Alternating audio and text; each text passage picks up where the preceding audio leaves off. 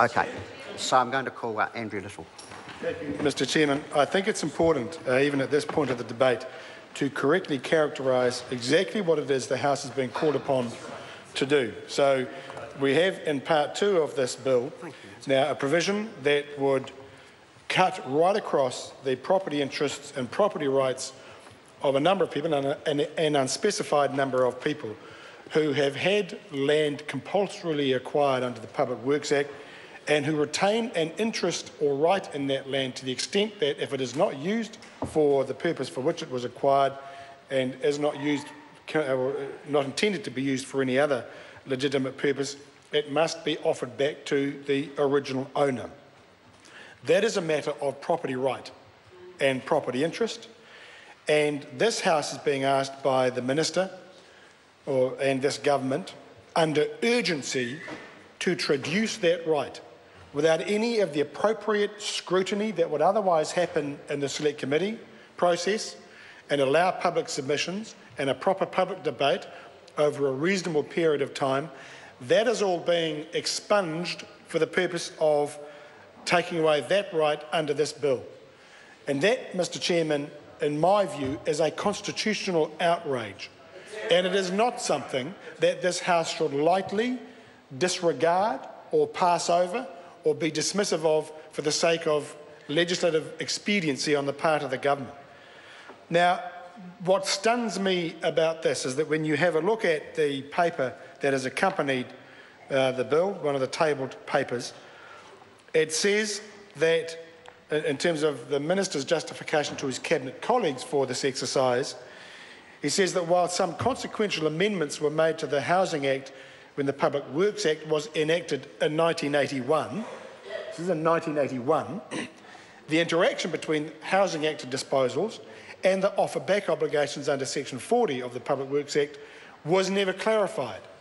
So the government's case, the Minister's case for urgency in the House and for avoiding Select Committee scrutiny and proper public debate is that 35 years after legislation was passed that apparently left some confusion in the minds, at least of the Minister, we now, under urgency, have to clarify the confusion.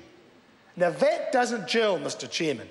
That circle doesn't square. I'm sorry, but 35 years on from a piece of legislation that probably predates David Seymour, by the looks of it, that we are now being asked under urgency for some sort of clarification, knowing that doing so cuts across property rights to an unspecified number of people.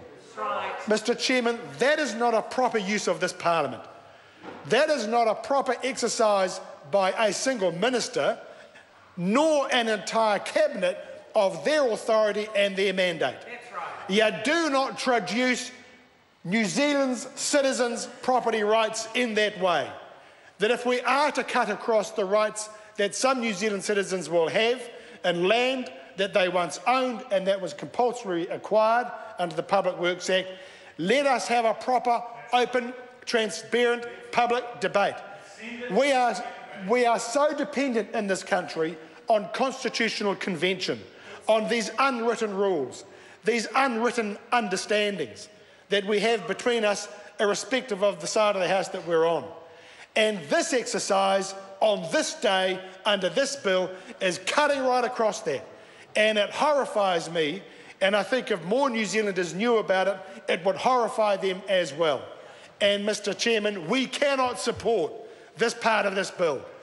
And the National Party can put as many things up on social media accusing us of all sorts of heinous crimes in the interests of trying to get a few more houses built, because that's what Part 1 of the bill would do. But nothing can justify the constitutional egregious outrage that is caused by Part 2 of this bill.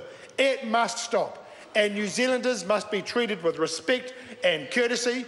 And if the small flank represented by the ACT Party in terms of this government cannot stand up for the rights of New Zealand citizens, then of course we have to. But we do make a case about it, and we make a song and dance about it. And it is important, Mr. Chairman, that this part not be passed in the interests of constitutional correctness.